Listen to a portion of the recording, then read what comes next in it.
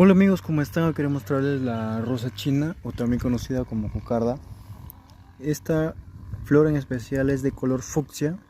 Es un fucsia bastante llamativo, como se puede apreciar. Esta plantita tiene aproximadamente 3 meses y ya está en su etapa de floración. En esta temporada de calor acá en mi país hace que las plantas prácticamente floreen más rápido de lo habitual.